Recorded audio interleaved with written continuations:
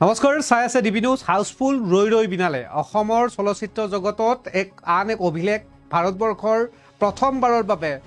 পুৱতি নিশা 4:20 দৰ্শকে এখন চিনেমা চাইছে হেয়া হৈছে অসমীয়াৰ হিয়াৰামঠু জুবিন গাৰ্গৰ সপোনৰ ছবি ৰৈ ৰৈ বিনালে কান্দি কান্দি ৰৈ ৰৈ বিনালে চাই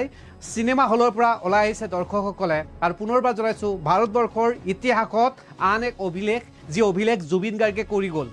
অসমৰ চলচ্চিত্ৰ উদ্যোগৰ বাবে সদায় মাত মাতি থকা শিল্পীজন আছিল জুবিন গাৰ্গ যিজন জুবিন গাৰ্গে কৈছিল যে অসমৰ চলচ্চিত্ৰ উদ্যোগটো জীয়াই ৰাখিবলৈ হলে ছবিগৃহ উন্নত মানদণ্ড আৰু ছবিগৃহৰ সংখ্যা বৃদ্ধি হ'ব লাগিব আজিৰ দিনটোত যেন এক প্ৰমাণ কৰি দিলে যে অসমত ৰৈ ৰৈ বিনালে পুৱতি নিশাৰ পৰাই দৰ্শকে হাৰি পাতি চালে হাউসফুল হ'ল ৰৈ ৰৈ বিনালে কিছু দৃশ্যাংশ আপোনালোকক দেখাম আজিৰ দিনটোত হাউসফুল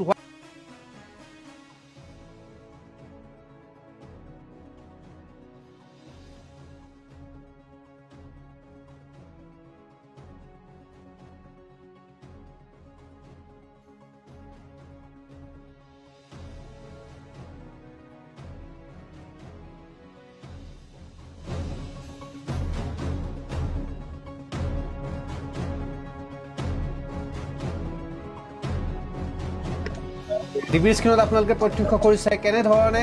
দৰ্শকসকলে পুৱতি নিশাৰ পৰা আহি এনে ধৰণে ছবি চাবলৈ আহিছে আৰু এয়া ভাৰতবৰ্ষৰ ইতিহাসত এয়া প্ৰথমটো ঘটনা য'ত দেখা পোৱা গৈছে পুৱতি নিশা ছবি জগতত এনে ধৰণে লোকে ভিৰ কৰা আমাৰ তাত কেইবাটাও মন্তব্য আছে আপোনালোকক মন্তব্য শুনাম আৰু আজিৰ দিনটোত দেখা পোৱা কেইটামান ছবি আপোনালোকক দেখাম যি ছবিসমূহ দেখিলে আপোনালোকে ভাবিব যে জুবিন গাৰ্গ অসমীয়াৰ হিয়াৰামঠু জুবিন গাৰ্গৰ প্ৰতি কিমান মৰম এজন শিল্পীৰ প্ৰতি কিমান মৰম থাকিলে এনে ধৰণে আবেগ ভৰা চকুলো বৈ আহে চকুলৈ আৰু কৈ যায় যে জুবিন গাৰ্গে যিখিনি কথা আমাক কৈ গ'ল আজি যেন হুবহু তাৰে প্ৰমাণ হৈ গ'ল এনে ধৰণে এতিয়া অনুৰাগীসকলে কান্দি কান্দি কেৱল জুবিন গাৰ্গক সুঁৱৰিছে আৰু এয়া পুৱতি নিশা পৰা শাৰী পাতি প্ৰথম দৰ্শনী চোৱা কিছু দৰ্শকৰ দৃশ্যাংশ আপোনালোকক দেখাইছো ভাৰতবৰ্ষৰ ইতিহাসত এয়া এক অভিলেখ বুলি ক'ব পাৰি কিছু মন্তব্য আমাৰ ওচৰত আছে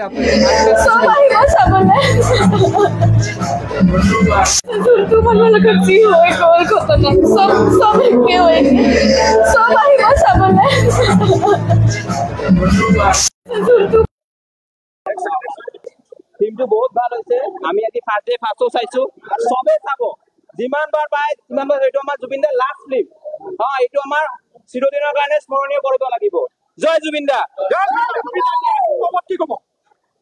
কি কম আৰু জুবিন দা যে গুচি গৈছে এইটো আমাৰ বহুত বেয়া লাগিছে আৰু আমি কেতিয়া আৰু জুবিন দাৰ ফিল্ম চাব নোৱাৰো এইটোৱে বেয়া লাগিব এইকাৰণে জুবিন দাৰ যিমানবিলাক ফিল্ম আছে আকৌ যে নাহক জুবিনক আকৌ বিচাৰিছো আমি ভাল লাগিলে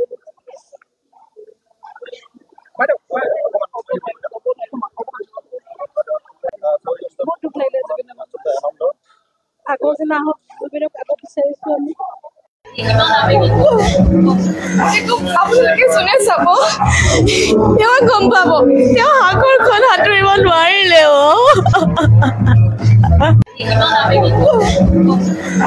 আপোনালোকে যোনে চাব তেওঁ গম পাব তেওঁ সাগৰখন সাঁতুৰিব নোৱাৰিলে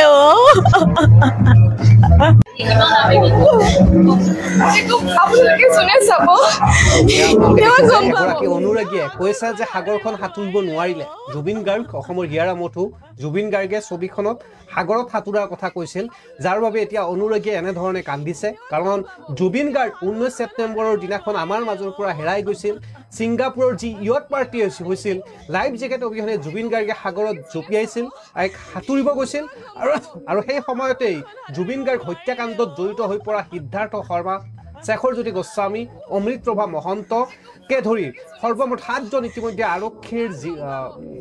লোকাপত আছে তেওঁলোক জেলত আছে কিন্তু এই মুহূৰ্তত অনুৰাগী কি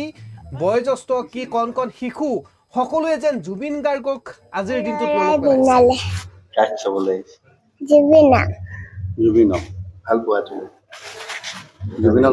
গান গাইছা নে নাই কোনটো গান মায়াবিনী গাই দিয়াচোন মায়াবিনী ৰাতি বুকু দেখা পালো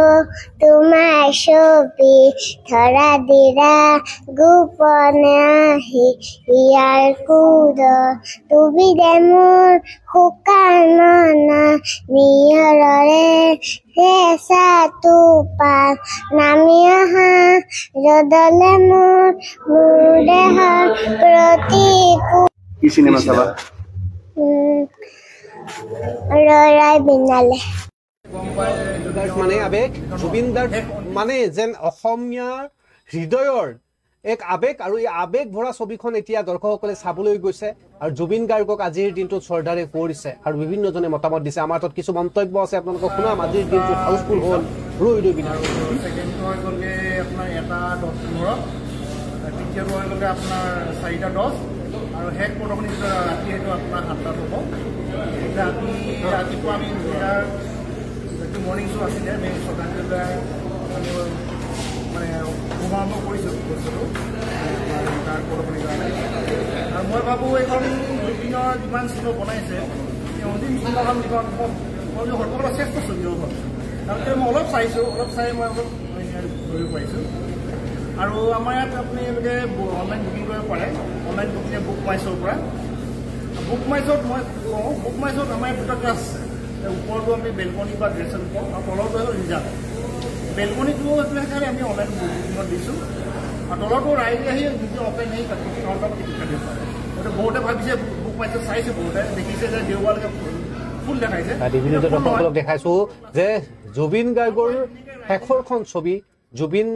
গাৰ্গৰ হিয়াৰ যে আমঠু অসমৰ আকৌ এবাৰ প্ৰমাণ কৰি দিছে ছবি গৃহলৈকে অহা অনুৰাগীসকলে এনেধৰণে সেৱা জনাইছে ধূপ চাকি জ্বলাইছে জুবিন গাৰ্গৰ প্ৰতিচ্ছবিত আৰু তাৰ পাছত ছবি গৃহলৈ প্ৰৱেশ কৰিছে জুবিন গাৰ্গৰ শেষৰখন সপোনৰ ছবি ৰৈ ৰৈ বিনালে চালে পুৱা 4:45 পৰা আৰম্ভ হৈছে ৰৈ ৰৈ বিনালেৰ দৰ্শনী আৰু এই দৰ্শনীত প্ৰতিটো হলতেই হাউচফুল এক প্ৰকাৰ হাউচফুল জুবিন গাৰ্গে যেনেধৰণে বিচাৰিছিল যে অসমীয়া ছবি জগতত অসমীয়া দৰ্শকে দৌৰি দৌৰি গৈ চাব লাগে দৌৰি দৌৰি যাম অসমীয়া চিনেমা চাম বুলি কোৱা ব্যক্তিজনো আছিল জুবিন গাৰ্গ আজি দেখা পোৱা গ'ল অসমৰ প্ৰতিটো চিনেমা হলতেই কেৱল জুবিন গাৰ্গৰ অনুৰাগীসকলে যোৱা ৰৈ ৰৈ বিনালে চাবলৈ আৰু তেওঁলোকে কেৱল চকু পানী টুকিছে জুবিন গাৰ্গক শ্ৰদ্ধাৰে কৰিছে জ্যেষ্ঠজনৰ পৰা কণ কণ শিশুলৈকে কোনো ৰোৱা নাই কাৰো আবেগ ধৰি দেখিব পৰা নাই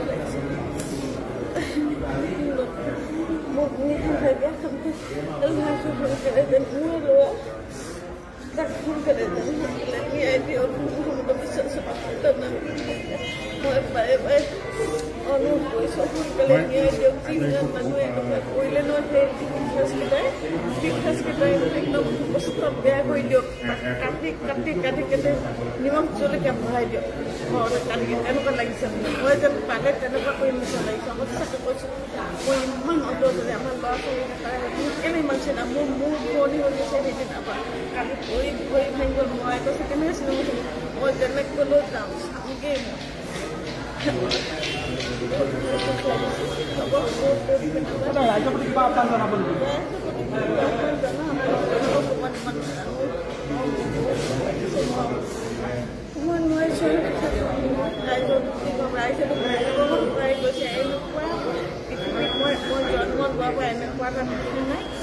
প্ৰথম দেখিলোঁ এনেকুৱা দৃশ্য এনেকুৱা এটা নাহে নাজানো আহিলেতো আমি বহুত শান্তি পাওঁ পৰিমাণত কৈছোঁ আমি ভালকৈ থাকক তাই বহুত কষ্ট পাইছে মানুহে কিবা কিবি উলিয়াইছে এইবোৰ ভালকৈ কমেণ্ট দিয়ক ভাল হওক ৰাজে সদায় সহায় কৰক পৰিমাণটো সহায় কৰক তেওঁ ন্যায় কাৰণে যিমানখিনি চেষ্টা কৰিছে সেইখিনি সোনকালে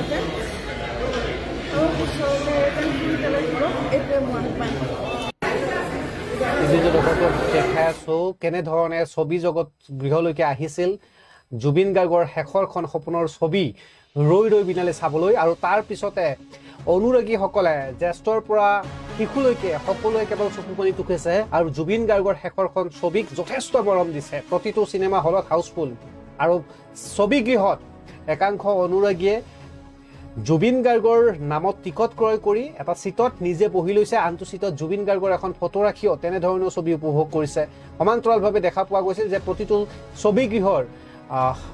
প্ৰৱেশদ্বাৰতেই জুবিন গাৰ্গৰ শ্ৰদ্ধাঞ্জলি জনোৱা ফটো আৰু ইয়াৰ উপৰিও প্ৰেক্ষাগৃহৰ ভিতৰত জুবিন গাৰ্গক শ্ৰদ্ধাঞ্জলি জনাই যেন ছবি জগতত ছবিখন উপভোগ কৰিছে অনুৰাগীসকলে। আৰু জুবিন গাৰ্গৰ শেষৰখন ছবি, যিখন ছবি ৰৈ ৰৈ বিনালে, যিজন শিল্পীয়ে সদায় অসমীয়া ছবিৰ কথা কৈছিল, যিজন শিল্পীয়ে অসমীয়া চলচ্চিত্ৰ উদ্যোগটো পৰিৱৰ্তন কৰাৰ কথা কৈছিল, যিজন শিল্পীয়ে কৈছিল এদিন অসমীয়া ছবি জগতত অসমীয়া ছবিয়ে দপদপাব আৰু এদিন অসমীয়া ছবিয়ে আন ভাষাৰ ছবিসমূহক বাদ দি অকল অসমীয়া ছবিয়ে চলিব, একমাত্ৰ অসমীয়া ছবিয়ে অসমত চলিব বুলি কোৱা শিল্পীজন জুবিন গাৰ্গ। আৰু অনুৰাগীসকলে আজিৰ দিনটো আৰু চকু পানী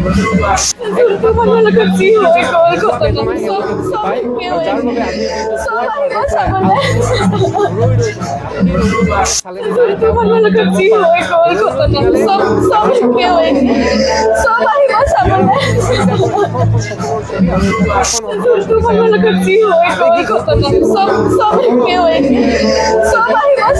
চলচ্চিত্ৰ প্ৰেমীসকলে তেওঁলোকেও বিচাৰিছে যে জুবিন গাৰ্গৰ শেষৰখন ছবি শেষবাৰৰ বাবে সকলোৱে শ্ৰদ্ধাঞ্জলি জনাওক আৰু জুবিন গাৰ্গৰ এই ছবিখন চাওক। আমাৰ তাত মন্তব্য আছে, শুনাই লৈছো অনুৰাগীসকল। আৰু ডেৰ মাহ হোৱাৰ দিশত গতি কৰিছে। ঈশ্বৰ পুত্ৰ জুবিন গাৰ্গৰ মহাপ্ৰয়াণৰ পাছত আচলতে আজিও অসম শোকস্তব্ধ। সকলোৱে এইটো মুহূৰ্তত ন্যায়ৰ দাবী কৰিছে যে জুবিন গাৰ্গৰ মৃত্যুৰ ৰহস্য উদ্ঘাটন হওক, অপৰাধী উপযুক্ত শাস্তি পাওক আৰু সম্পূৰ্ণ ঘটনাৰ সকলো তথ্য ৰাইজৰ মাজলৈ আহক। আৰু এনে অৱস্থাতে জুবিন গাৰ্গৰ যিখন বহু প্ৰত্যাশিত চিনেমা ৰৈ ৰৈ বিনালে, সেইখন আজি শুভ মুক্তি লাভ কৰিছে। আচলতে ৰৈ ৰৈ বিনালে জুবিন গাৰ্গৰ এখন সপোনৰ কথাছবি আৰু এই কথাছবিখনত যেন জুবিন গাৰ্গে নিজকে প্ৰতিফলিত কৰিছে। সাগৰ ভাল পোৱা মানুহজন সাগৰ বুকুতে বিলীন হৈ গৈছে। ৰৈ ৰৈ বিনালে চিনেমাখনৰ জৰিয়তে আচলতে মানুহে অতি শোকাকুলভাৱে আহিছে আৰু কান্দি কান্দি দৰ্শক ওলাই গৈছে। এয়ে জুবিনৰ প্ৰতি ভাল পোৱাই জুবিনৰ শক্তি। ভাৰতীয় চিনেমা জগতৰ যি অভিলেখ এই কথাছবিয়ে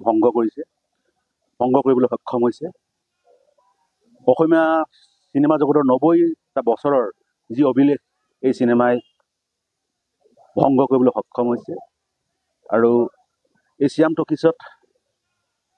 7 দিনৰ সম্পূৰ্ণ টিকেট বুক হৈ আছে। অৱশ্যে ইয়াৰ মাজতে তলৰ যিখিনি আসন, সেই আসনখিনি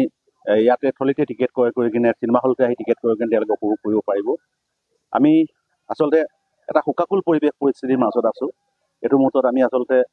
বাকৰুদ্ধ হৈ আছোঁ। কেনেধৰণৰ কথা ক'ম, কি ধৰণে কথা ক'লে ক'ব লাগিব, এনেধৰণৰ কথাবোৰে আচলতে মনত দোলা দি আছে। আমি আশা কৰোঁ দৰ্শকে জুবিন গাৰ্গৰ ৰৈ ৰৈ বিনালে মাৰ্কেটৰ সকলো প্ৰান্তৰ দৰ্শকসকল আহক, সকলো দৰ্শকসকলে এই চিনেমাখন উপভোগ কৰক। মাৰ্কেটৰ আশে পাশে যিমানবোৰ অঞ্চল আছে সেই ৰাইজৰ একমাত্ৰ চিনেমা হল এইটোৱেই, যিহেতুকে বাকী যিবোৰ চিনেমা হল ইতিমধ্যে বন্ধ হৈ গৈছে। বাবুল হল চিনেমা হলৰ পৰা আৰম্ভ কৰি লিডু কৃষ্ণা চিনেমা হল, লেখাপানীৰ যিটো চিনেমা হল, সকলোৰে প্ৰায় বন্ধ হৈ গৈছে। গতিকে স্বাভাৱিকভাৱেই এই চিনেমা হলটোৱে সকলোৰে আশা আকাংক্ষা প্ৰতিফলিত কৰিব লাগিব। ৰাইজ আহক, ৰাইজ আহিছে আৰু ৰাইজে বহু আশাৰে বাট চাইছে। কিন্তু ইয়াৰ মাজতে আমি পুনৰ কওঁ, জুবিন গাৰ্গৰ যিটো ন্যায্য প্ৰাপ্যৰ যিখন কথা অসমৰ ৰাইজে, প্ৰতিটো প্ৰান্তৰ মানুহে, অসমৰ প্ৰতিজন মানুহে হৃদয়ৰ পৰা আশা কৰিছে, সেই ন্যায় পাওক, ন্যায় লাভ কৰক, সেইটোৱে আমি আশা কৰিছোঁ।